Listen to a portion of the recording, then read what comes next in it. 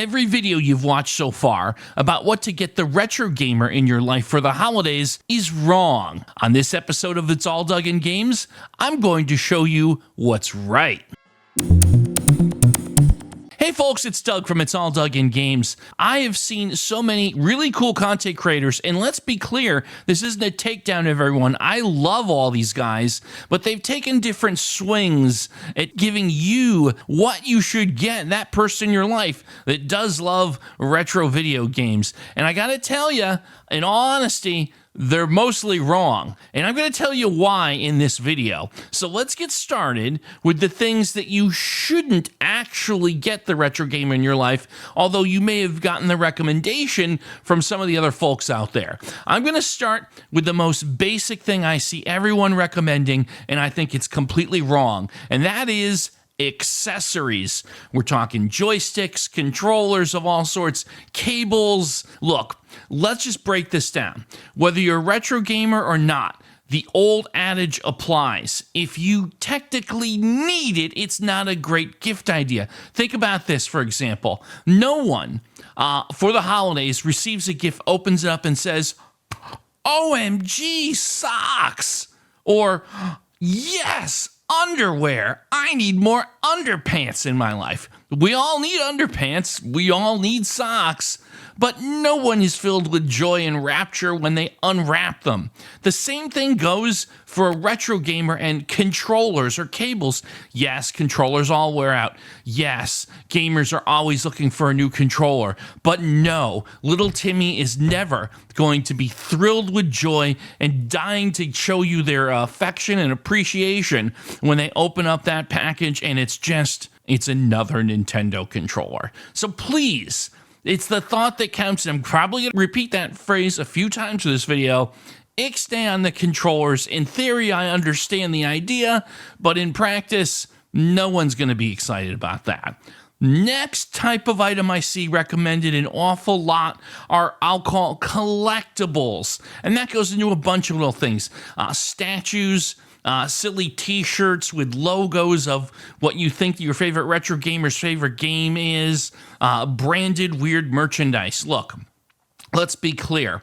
That retro gamer in your life isn't collecting Pac-Man t-shirts. They're collecting Pac-Man games. So items that have these things are, they're not really showing a lot of thought. They're showing, yep, you know what? You're at the mall shopping for everyone on your list. You walked into GameStop and you saw a t-shirt that looked retro game adjacent. We've crossed Bobby off the list. No, again, it's not that dissimilar to the whole socks and underwear thing. When I get a t-shirt that has a theme that you think I'm into, that tells me you spent the least amount of effort possible to get me a gift. And while, again, I understand why some other content creators might suggest things like that, particularly if they have affiliate links to those things, then it's, not necessarily the thing that's going to get you the most brownie points to the person that you're getting the gift for. And let's be honest, when you're buying gifts for someone for the holidays, you're trying to suck up to them. I mean, come on. Another category of gift I think people might want to just jump into because they know, for example, or they're familiar with the idea of Funko Pops, these little vinyl boxed collectibles. Perhaps you know that the person you're buying for has a bunch of them. You've been over their house, they've got a wall full of them.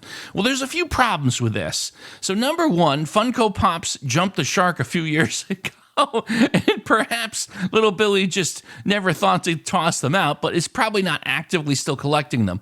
Problem two is that a lot of the Funko Pop collectors are very specific in what they want.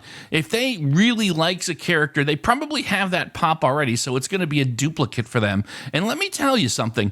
Unlike trying to sell off duplicates of other types of things, you do not want to enter the seventh circle of hell that is trying to sell a duplicate Funko Pop on eBay. That is an experience I wouldn't wish on my worst enemy. Here's what you're going to do. You're going to list it for $20. Someone's going to buy it. They're going to return it 2 days later because they found one tiny little dent in the corner of the box and their life was completely ruined.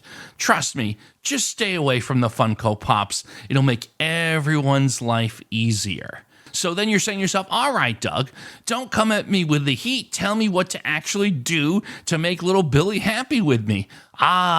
Thanks for asking. Here's the answer. So, for the retro gamer in your life, most retro gamers are most proud of their actual collections, and that's not accessories or joysticks or t-shirts. That's the actual games themselves. So if you really want to endear yourself and demonstrate that you went a step above and beyond just walking into your local GameStop at the mall and picking the first tchotchke off the shelf that looked like it was adjacent, you want to get them actual retro games. And here's the thing, not everyone understands this. GameStop isn't the only game in town. I would be willing to bet you, no matter where you live, you can go and Google search retro game stores near me, and you will find an independent mom and pop retro game store within driving distance of you. The employees there are going to be far more knowledgeable, and as long as you have some vague idea of what platform they enjoy or a game that they're fond of, you can get a solid, good recommendation for a similar game that that gamer will probably enjoy. To actually take the time to find an example of the game in good condition, preferably boxed, but look, even if it's loose and it looks like it hasn't been run over by a truck, it's still going to show, and it's still going to be a much better gift idea for that person in your life that enjoys retro games than any of these other things you're seeing. Even if that person doesn't like that game or has a duplicate of it, it's going to be easier for them to trade or sell for something they enjoy than trying to figure out what to do with a Hello Kitty waffle maker. And if you're not really sure what the retro gamer in your life likes in terms of platforms or games, even in this case, a gift card to a specific store like that in their area is still going to show a lot more thoughtfulness and is something they're likely to use and enjoy and get something out of than, for example, a GameStop gift card or a Visa debit card. Again, it's all about the thought that counts. And when you take a little bit of that extra time to do that, that's a thought that's going to count. So I hope that you got something out of this, whether you're a regular viewer of this channel or you found this channel, again, through search. I hope you'll consider looking at some of my other content, maybe even clicking the subscribe button. Thank you so much for watching. I hope you have a great, happy, healthy, and prosperous holidays, and I'll see you next time on It's All Dug in Games.